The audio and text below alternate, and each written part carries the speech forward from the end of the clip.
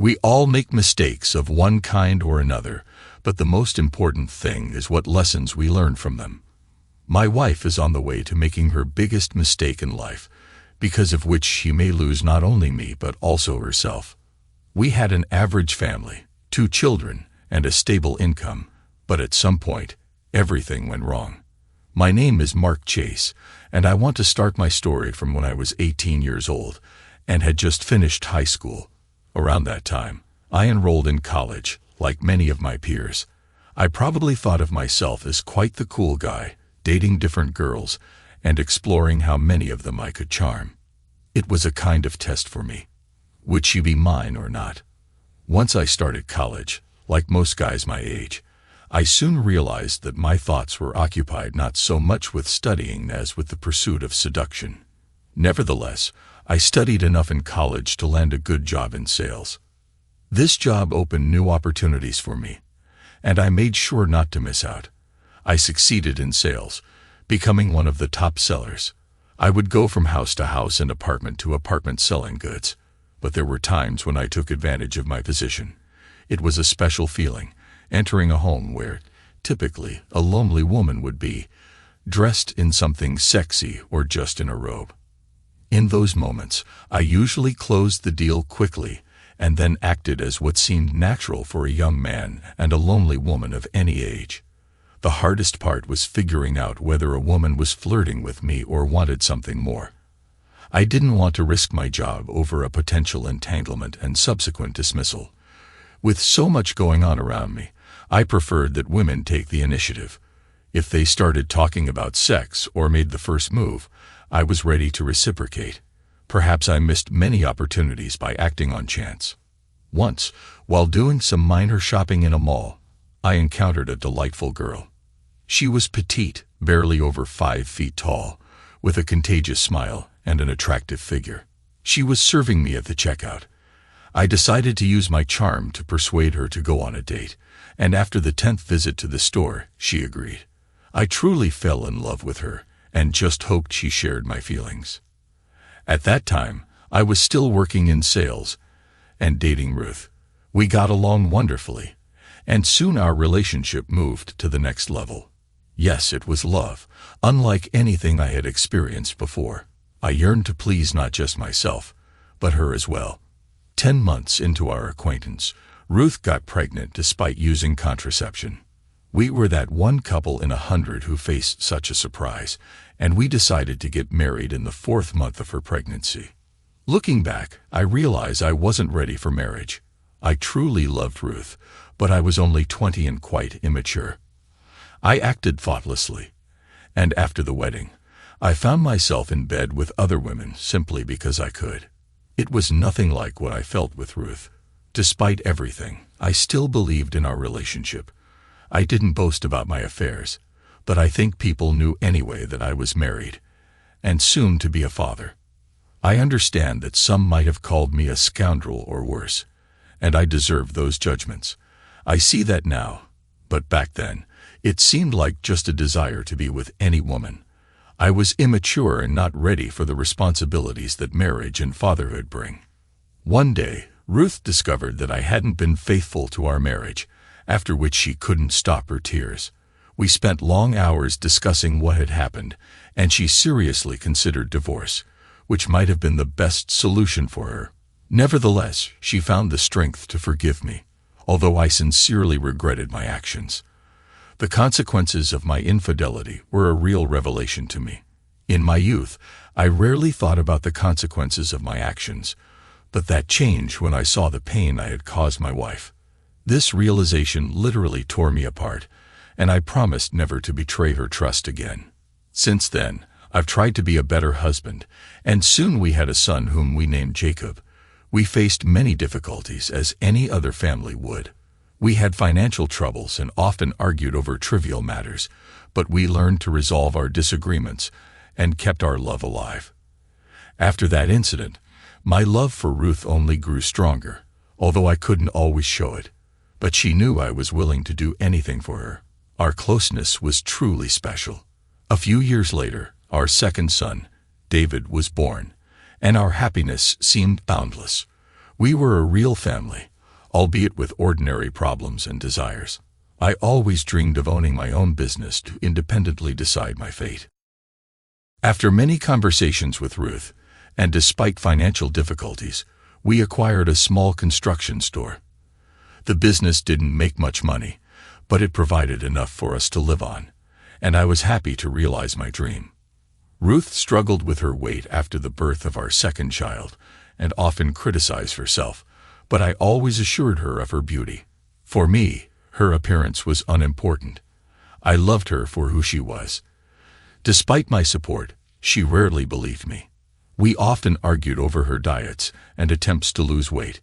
Each time, these arguments ended with reminders of my past mistake, even though it was long ago, and Ruth said she had forgiven me. Apparently, some wounds take a very long time to heal. My wife has always been busy raising our sons and worked part-time to be able to give them more attention. When they entered middle school, her career took off. She was offered a promotion and became the head of her department, significantly increasing her income. Then she decided to focus on herself again, started to follow a diet, and joined a women's fitness club. Although it didn't worry me after all, it was a place exclusively for women. I couldn't help but wonder if such a decision could lead to infidelity. However, her determination and the results she began to show were comforting. She was losing weight and felt noticeably better, which, without a doubt, pleased me. Our marital life, like many, had its ups and downs, especially when it came to sex. After many years of marriage, it seemed that passion had become something mundane for us, and sometimes we could go months without making love. However, when it did happen, the moments were truly magical. Her job and new figure brought her joy, and I saw how much happier she had become.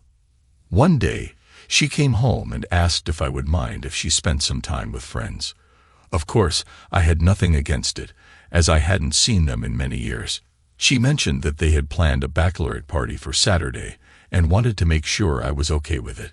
It seemed strange to me, and I felt something was bothering her.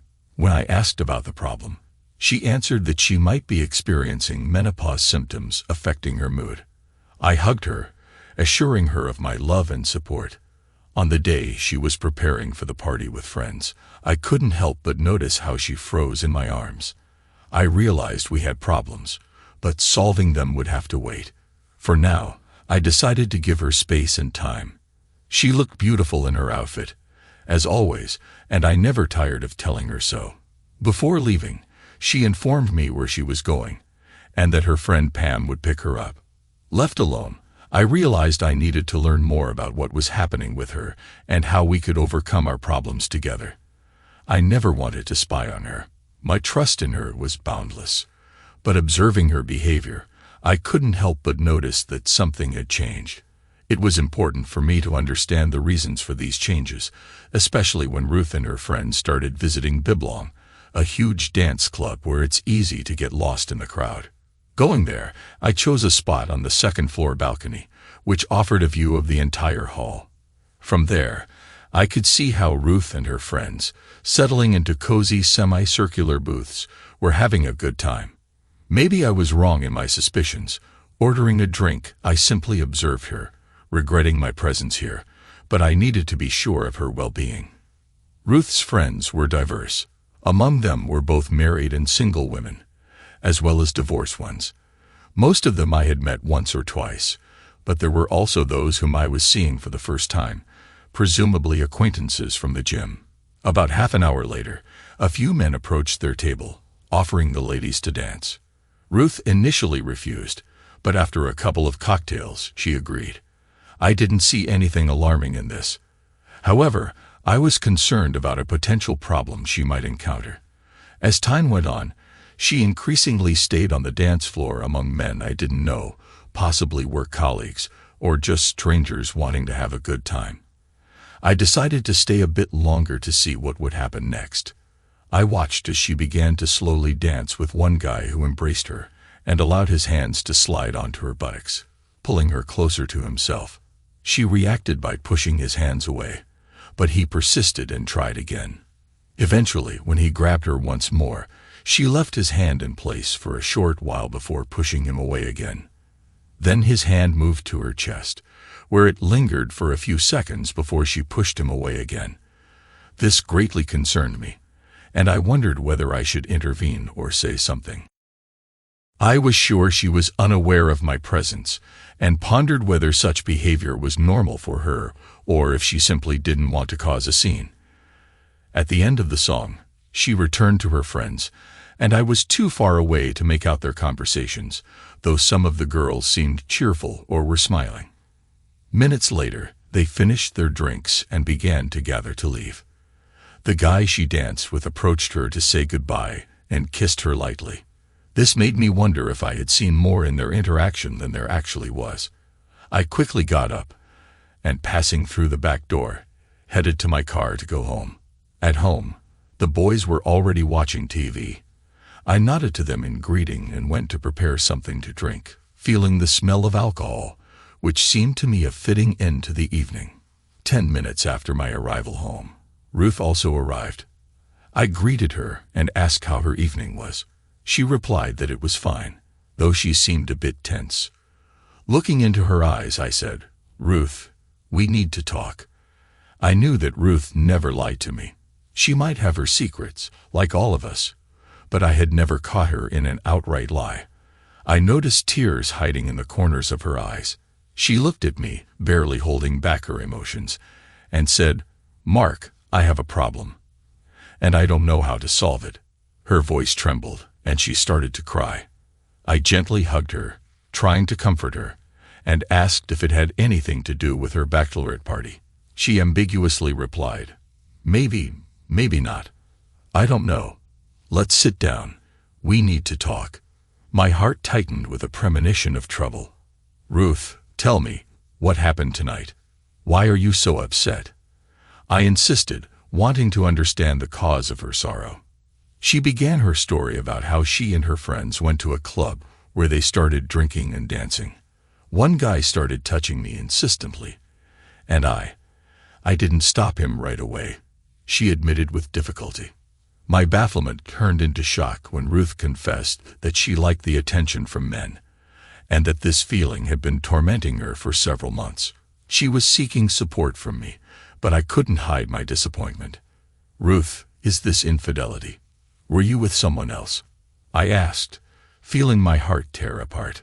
Through tears, she replied that she had never physically cheated on me, but confessed that she had allowed men to touch her. This revelation shattered my perception of our marriage. Ruth pleaded with me not to leave, saying she loved me, but I realized we both needed time to sort out our feelings and desires. I suggested we should live apart for a while. She would stay at home with our sons, and I would move into an apartment above my shop. These 2 months were to be a trial for both of us, a time when Ruth needed to decide what she truly wanted from life and our relationship. I made it clear that if she chose the path of freedom and new relationships, I would immediately file for divorce. It was the hardest decision of my life, but I understood that love and trust were essential for our relationship to survive. I began my conversation with our sons the next morning, inviting them to the living room. It seemed they had caught snippets of last night's conversation from their rooms, and as they sat down, I opened my heart to them. I explained that their mom and I were facing some family difficulties, which meant I would have to live above the shop for a while until we resolved our issues. I emphasized that none of this was their fault, and that it was a matter between their mom and me. Ruth, standing behind them, couldn't hold back her tears but chose to remain silent. I assured them that we both loved them very much and that they could turn to us at any time. I promised to attend their school events and assured them that nothing would change for them except my absence from home.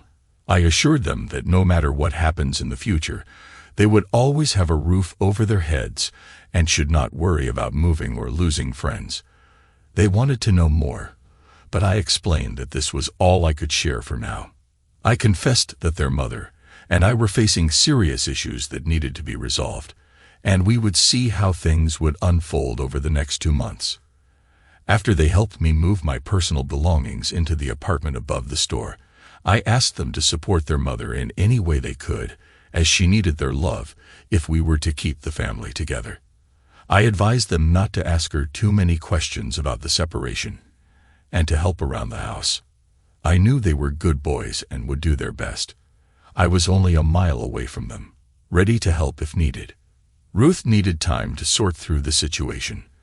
I was full of doubts myself, afraid of losing her. My life felt like hell. Now it all depended on Ruth. I had to overcome serious problems. I had a wife whom I trusted more than anyone in the world, knowing she had never betrayed me and always supported our marriage by telling me the truth. But her latest truth could be the end of our marriage. I loved her more than anything and did not want to lose her. I was not weak and was ready to fight for her, but I did not know where to start. This decision became the most important in her life, to choose the affair or save our marriage. But if she loved me, she wouldn't need to choose. Having moved into my new apartment above the store, I felt acute pain and loneliness.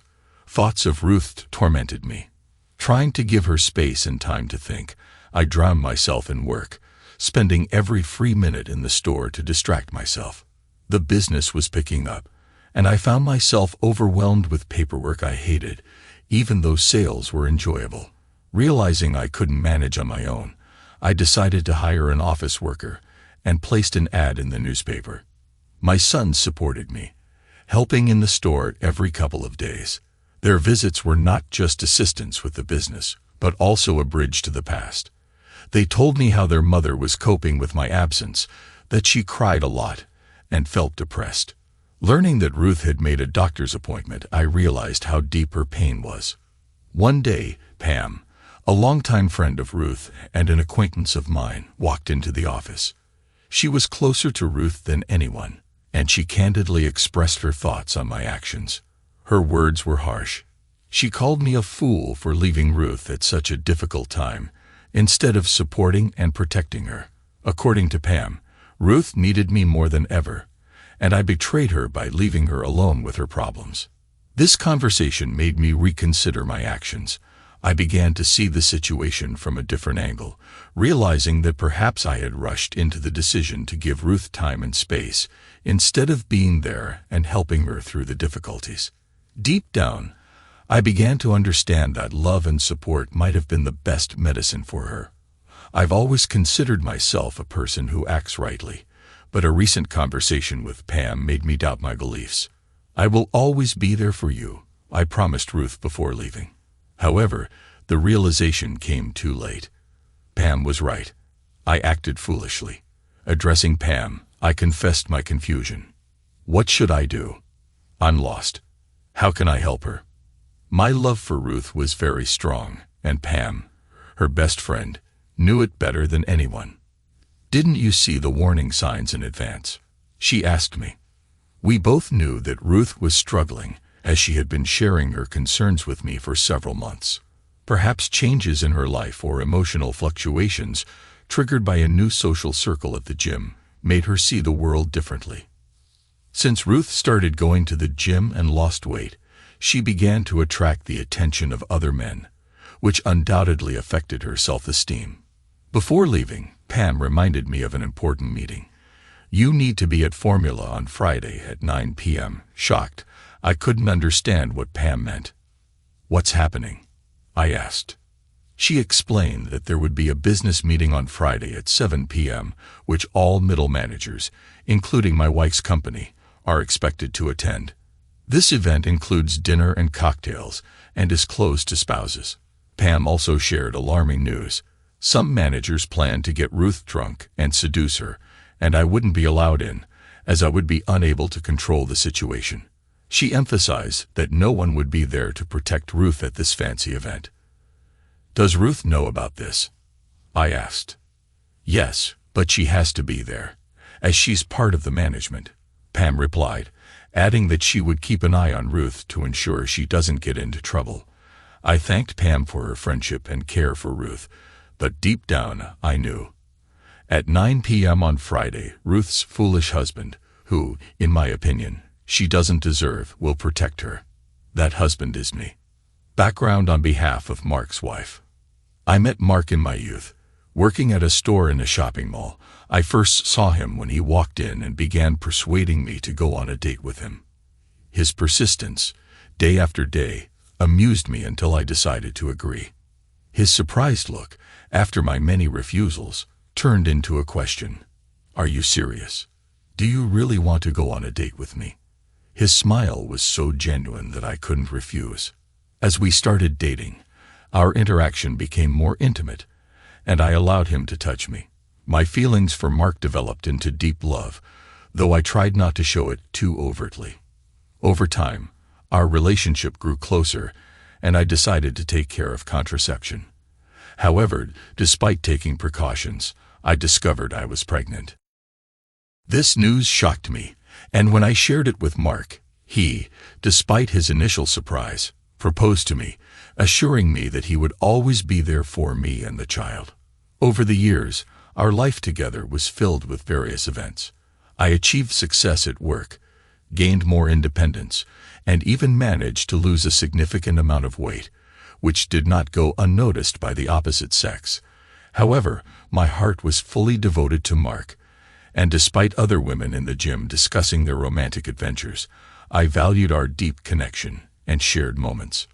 My friend Pam proved to be a great support in difficult times, even when Mark could not understand my feelings. She suggested seeking professional help, but I hesitated, considering our family values.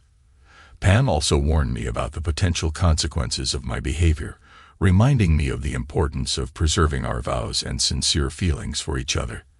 I shared with Pam what I heard from the girls at the gym. They intentionally underestimated their abilities, aiming to attract more attention.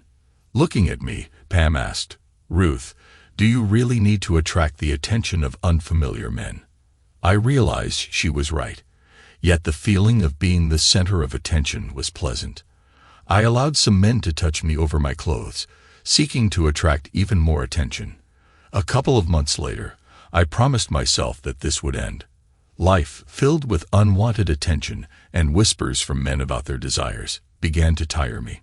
I rejected them, asserting that I would never betray my husband, despite his infidelity. One day, I made the mistake of confessing to a colleague that I did not intend to respond to infidelity with infidelity. Often, I wondered what it would be like to be with someone else.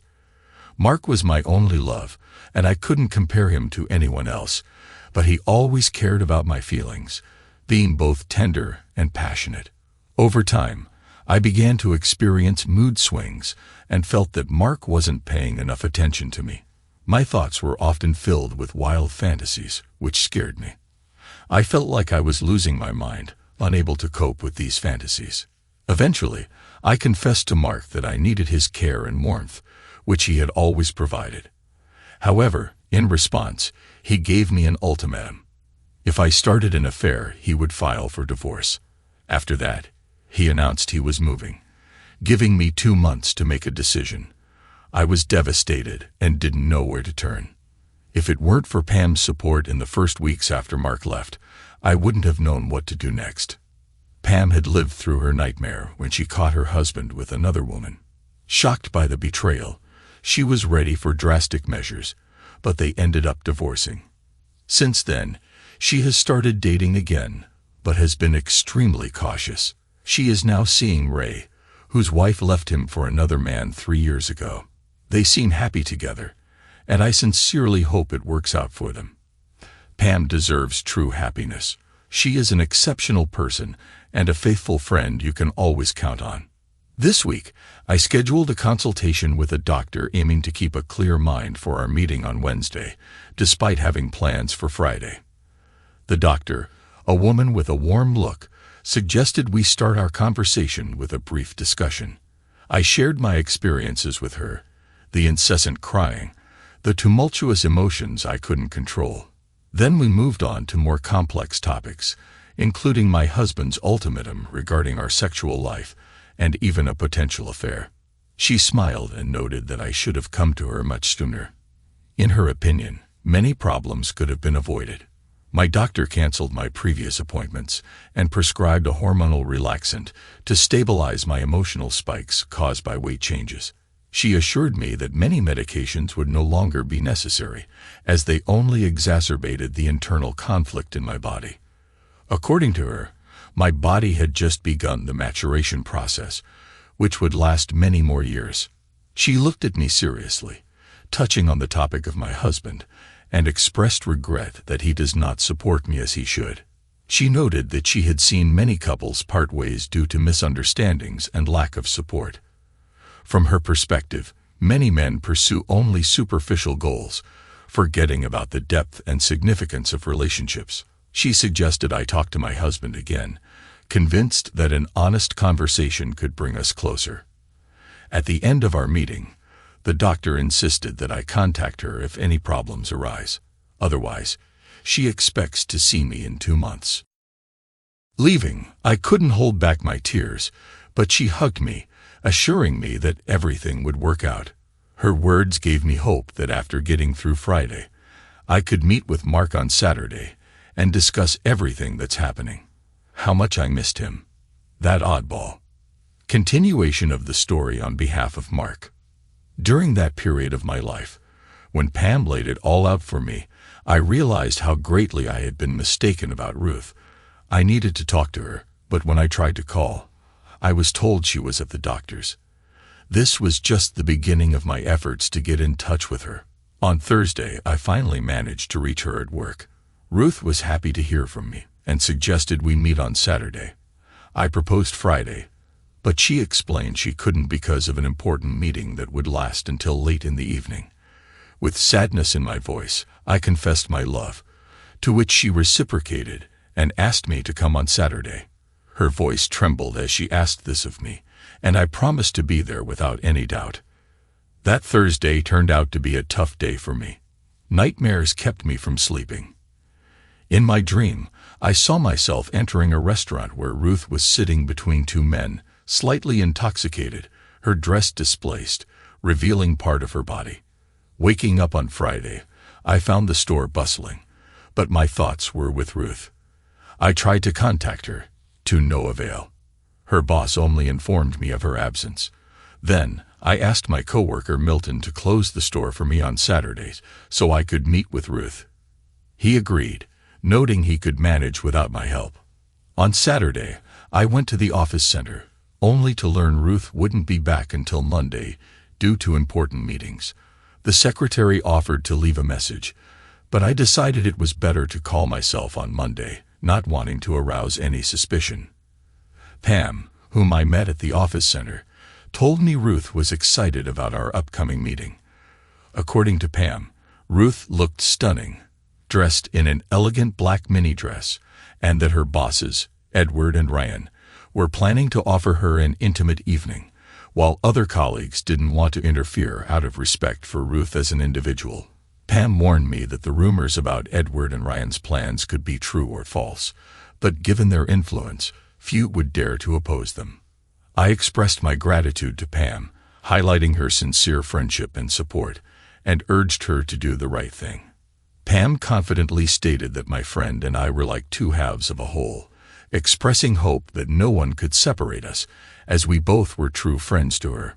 She added that her boyfriend Ray was also very special to her. Returning home, I decided to tidy up a bit and prepare for the evening at a trendy restaurant.